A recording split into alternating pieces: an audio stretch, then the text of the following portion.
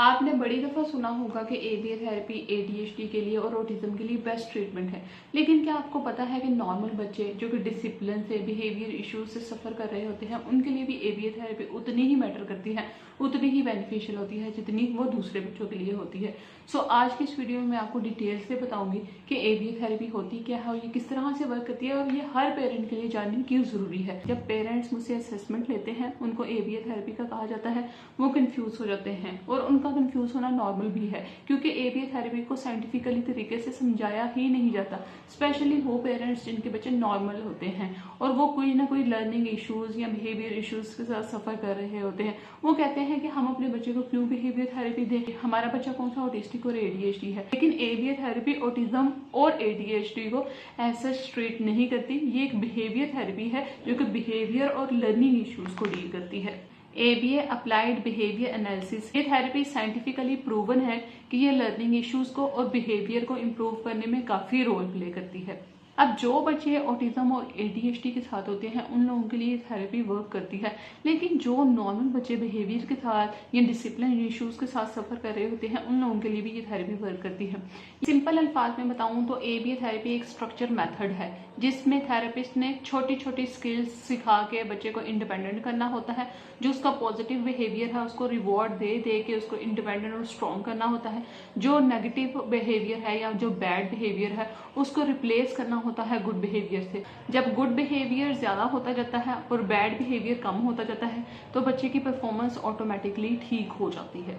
अब बात करते हैं एबीए थेरेपी वर्क किस तरह से करती है। स्टेप 1 पे सबसे पहले असेसमेंट होती है। असेसमेंट में देखा जाता है कि बच्चा को कहाँ डिफिकल्टी आ रही है, कहाँ वो दिक्कत महसूस कर रहा है। फॉर एग्जाम्पल अगर बच्चा बोल नहीं पा रहा, फॉर एग्जाम्पल बच्चे का एक भी वर्ड नहीं है तो वो बोलने में दिक्कत महसूस कर रहा है, या बच्चे की फाइन मोटर स्किल्स नहीं है कि वो अपने हाथों से कुछ नहीं कर पा रहा, तो ये डिफिकल्टीज एरियाज होते हैं। मैंने पहले भी अपनी वीडियो में जिक्र किया था कि असेसमेंट में हम बच्चे की स्ट्रेंथ और वीकनेस को देखते हैं। देख लिया कि बच्चे को कहाँ मुश्किल आ रही है, उसके बाद बच्चे के लिए गोल्स सिलेक्ट किए जाते हैं कि बच्चे को किस डायरेक्शन में लेके जाना है। फॉर एग्जाम्पल अगर बच्चा सिटिंग नहीं कर पा रहा, अगर बच्चा कुछ बोल नहीं पा रहा, तो उस लिहाज से उसके गोल सिलेक्ट होंगे। फॉर एग्जाम्पल अगर के बच्चे में वेटिंग नहीं है, वेटिंग की स्किल नहीं है, वो किसी चीज का वेट नहीं कर पाता, तो वेटिंग की स्किल के लिए गोल्स जो है वो बनेंगे। स्टेप 3 पे जो गोल्स बनाए होते हैं उनको छोटे छोटे पार्ट्स में डिवाइड करके उनकी एक्टिविटीज बना के बच्चे को प्रैक्टिस करवाई जाती है। और जब प्रैक्टिस बच्चे को करवाई जाती है तो वो उन स्किल्स में इंडिपेंडेंट होता है। जब वो उन स्किल्स में इंडिपेंडेंट होता है तो उसमें इंप्रूवमेंट आना शुरू होती है, उसका बिहेवियर ज्यादा बेटर होना शुरू होता है। इंप्रूवमेंट के साथ साथ बच्चे का जो नेगेटिव बिहेवियर है उसको रिप्लेस किया जाता है पॉजिटिव बिहेवियर से। इस तरह से बच्चे का जो नेगेटिव बिहेवियर होता है वो आहिस्ता आहिस्ता कम हो जाता है, पॉजिटिव बिहेवियर ज्यादा होने लग जाता है, जिससे बच्चे की परफॉर्मेंस ज्यादा बेहतर हो जाती है। तो इस तरह से एबीए थेरेपी वर्क करती है। अब सवाल ये आता है कि एबीए थेरेपी क्यों इंपॉर्टेंट है। ऑटिस्टिक और एडीएचडी बच्चे फोकस और अटेंशन से स्ट्रगल कर रहे होते हैं, उनको लर्निंग इश्यूज होते हैं, इसलिए उन लोगों के लिए ये थेरेपी इंपॉर्टेंट होती है। लेकिन ये थेरेपी सिर्फ एडीएचडी और ऑटिस्टिक बच्चों के लिए ही इंपॉर्टेंट नहीं होती, बल्कि जो नॉर्मल बच्चे बिहेवियर इश्यूज के साथ सफर कर रहे होते हैं या उनको कुछ लर्निंग डिफिकल्टीज होती हैं, उन लोगों के लिए भी ये थेरेपी काफी इंपॉर्टेंट होती है, काफी रोल प्ले करती है। फॉर एग्जाम्पल अगर एक नॉर्मल बच्चा बहुत ज्यादा टेंट्रम शो करता है, ये उसका नेगेटिव बिहेवियर है और वो किसी चीज पे फोकस नहीं कर पाता, तो एबीए थेरेपी में उसके लिए ऐसे गोल्स बनाए जाते हैं जिससे आहिस्ता आहिस्ता वो स्कूल के काम में इंटरेस्ट लेना शुरू कर देता है और आहिस्ता आहिस्ता उसके बैड बिहेवियर को रिप्लेस करके गुड बिहेवियर में कन्वर्ट कर दिया जाता है। सो इस तरह से बच्चे की परफॉर्मेंस बेहतर होती है और बच्चा इंप्रूव करता है। अगर नॉर्मल बच्चे का भी बैड ही बिहेवियर रहा, उसके टेंट्रम ही रहे फॉर एग्जाम्पल, या उसके बिहेवियर इश्यूज ही रहे, तो वो नेक्स्ट लाइफ में आगे नहीं बढ़ पाएगा।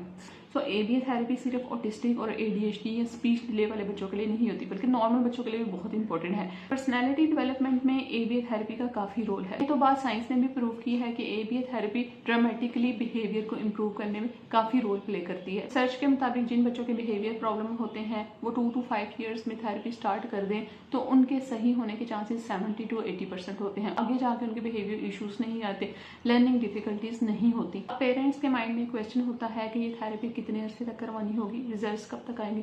देखें जो बच्चे नॉर्मल होते हैं लेकिन उनके कुछ बिहेवियर इश्यूज़ या लर्निंग इश्यूज़ होते हैं, उनको 3 to 6 मंथ्स लगते हैं और वो बिल्कुल ठीक हो जाते हैं ABA थेरेपी से। लेकिन जो बच्चे ऑटिज्म या ADHD के साथ होते हैं उनका डिपेंड करता है। कुछ बच्चे 3 to 6 मंथ में फर्स्ट वर्ड ले आते हैं, कुछ बच्चों की वेटिंग स्किल आने में काफ़ी अर्सा लग जाता है, कुछ बच्चों की वेटिंग स्किल फ़ौरन से आ जाती है। सो ये डिपेंड करता है। लेकिन यहाँ पे एक बात क्लियर कर दूँ, ये एक लॉन्ग टर्म ट्रीटमेंट है, ये ट्रीटमेंट सालों चलता है, फिर ही बच्चे अपनी प्रोग्रेस दिखाते हैं। हाँ, हमारे कल्चर में ये है कि घर वाले कहते हैं लोग खुद ही ठीक हो जाएगा, बड़े होकर इसके बिहेवियर इश्यूज खुद ही सॉल्व हो जाएंगे। यहाँ अगर बच्चा ऑटिज्म या ADHD के साथ है उनके लिए भी यही कहा जाता है कि जैसे जैसे बड़ा होगा इसको समझ आ जाएगी।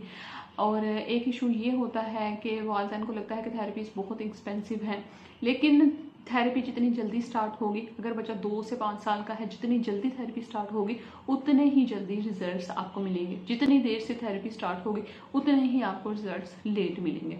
लेकिन अच्छी बात यह है कि ABA थेरेपी सिर्फ ऑटिज्म में ही नहीं, ADHD, speech delay, learning issues सबके लिए काम करती है। मैंने खुद देखा है कि जो बच्चे टेंट्रम पे होते हैं वो 6 मंथ की ABA ट्रेनिंग के बाद अपने वालिदैन को सुनना शुरू कर देते हैं, उनके बिहेवियर में बेहतरी आना शुरू हो जाती है। हम काम काउंसिल पे भी ABA थेरेपी प्रोवाइड कर रहे हैं, असेसमेंट प्रोवाइड कर रहे हैं। आप चाहें तो हमसे कॉन्टैक्ट कर सकते हैं। अगर आपको वीडियो अच्छी लगी है तो कमेंट में ज़रूर शेयर किया करें कि आपको वीडियो अच्छी लगी है। नेक्स्ट वीडियो के लिए अल्लाह हाफिज़, बाय बाय।